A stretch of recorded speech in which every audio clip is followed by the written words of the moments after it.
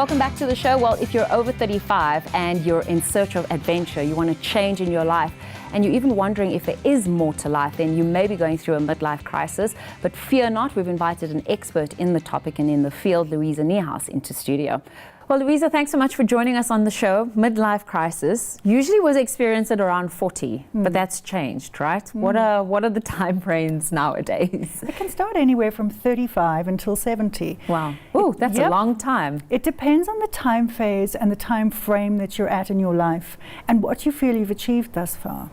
Okay. Or not. Okay. What defines midlife crisis? Besides that it's in the middle of whatever your lifespan you perceive to have. Yeah. It's generally characterized, Stacey, by feelings of boredom, frustration, suburbia, feeling like you've lost your virility, you've lost your desirability, wondering whether this is all there is to life, that you've spent your life working thus far and you've arrived at this point and you do not know if it's what you want. Or if it was worth it. Yeah. So is it safe to say that everyone at some point in their lives will go through some form of a midlife crisis? Yeah, I think possibly everybody may choose to reflect on whether where they're at now is relevant for them and whether it's working for them. What often happens with midlife is that people slide into midlife without realizing that they're unhappy. And this is for me when it becomes a crisis, because they've slid into midlife without being aware of the triggers that have brought them to this place. Okay, so you've mentioned some of the symptoms or how it presents, but how would people definitely know, okay, I'm going through a midlife crisis? When does it become crisis mode? It becomes crisis when you've allowed the triggers to escalate. Okay. So for example, when you're at the point in your life where you feel you want to walk out of your marriage, you want to change your job, you want to go and be a DJ in Ibiza, and you've got a mortgage to pay, that you feel that the current status quo of your life is not what you subscribe to. It's a feeling of deep discontent. Do men and women handle it differently? Yeah. Because that's where you see trade-in and exchanges happen. You leave your wife of 20 years and you're looking for a younger woman is often one that we see. Why do they handle it so differently? I think for men, one of the great concerns for men is loss of virility. And that's why you've got that classic stereotype of a younger man, an older man in a flashy sports car with a much younger woman. Yes. That's the classic archetype we have of a male midlife crisis. We're seeing cougars on the rise though, right? Yes, and that's what I was going to come to, is that for women, historically, midlife has been characterized by the cessation of the menses or the onset of the menopause. Yeah.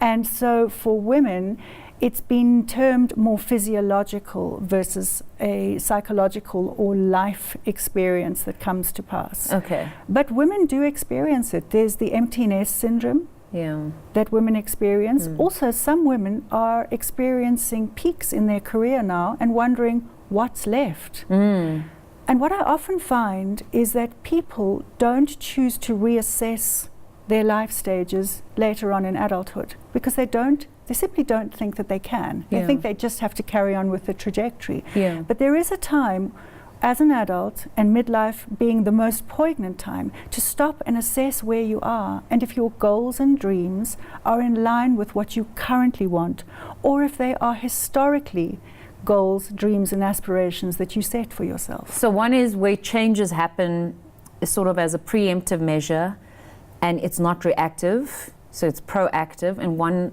the crisis happens when you sort of slide into that. You realize one day that you're just unhappy, as opposed to constantly assessing things on regular intervals.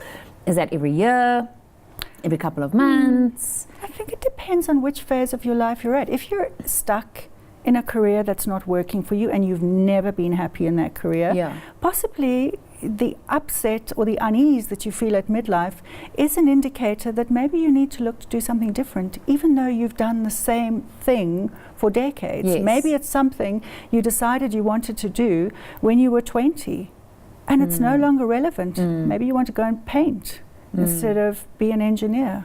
How do you then deal with a partner or someone that you see, a family member that is going through a midlife crisis? Because I would think that there's a whole bunch of things that are happening for them psychologically, and they may be guarded, they may be, not wanting to acknowledge these things. So I think that we're perhaps a little bit more in tune with ourselves. It's just vocalizing it and communicating. It can be very distressing for members of the family, particularly a spouse, to see their partner go through a midlife crisis. It's very disconcerting because all of a sudden there's this new behavior, this new way of dress, wanting to do things that are completely different to what that partner's been used to.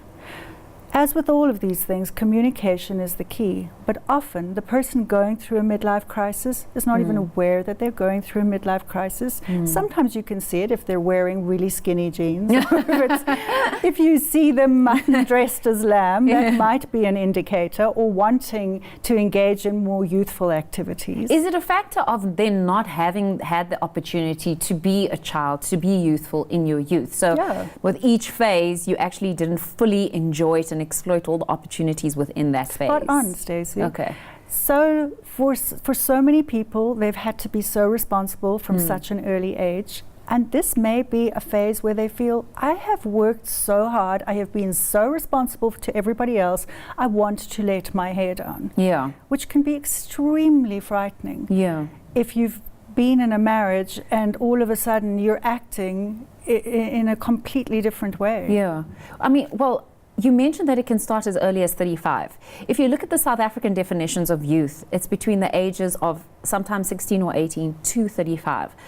So you would come out of youth straight into an almost early onset of a midlife crisis. Well, let me explain what a midlife crisis would mean for someone at 35. Yeah. Imagine if they had had a gamut of experiences that may have been quite intense for somebody between the ages of 18 and say 25. They may have got married, they may have had children, they may have been responsible for aging parents.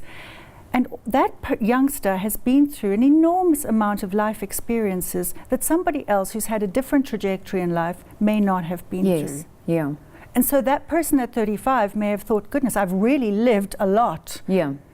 And where am I now? Yeah. That's what one of the characteristics of midlife is. Okay, you're in the middle of your own life. Yes. And yet it's almost the beginning of your life, really, for some people.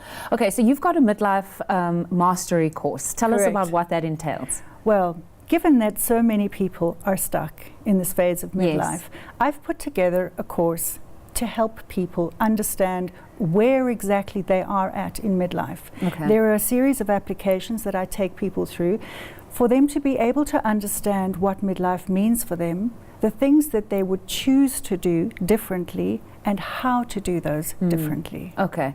If someone is watching and they feel that a partner or a friend is going through a midlife crisis, is it offsides to encourage them to attend something like this as a means to helping them deal with it? Clever question, because that can be sensitive. Yes. That's why the course is called Midlife Mastery and not Midlife Crisis. Okay. Because it's how to master where you are at midlife and take it forward. Okay. If you or your significant other think that you're going through a midlife crisis, don't worry. Real Health and Louisa Niehaus are giving away 2 tickets for you and your partner, or you and a friend, to her Midlife Mastery course. Now, all you have to do to stand a chance to win these tickets is SMS Midlife to 41703. That's Midlife to 41703, and you can stand a chance to win 2 tickets to her course.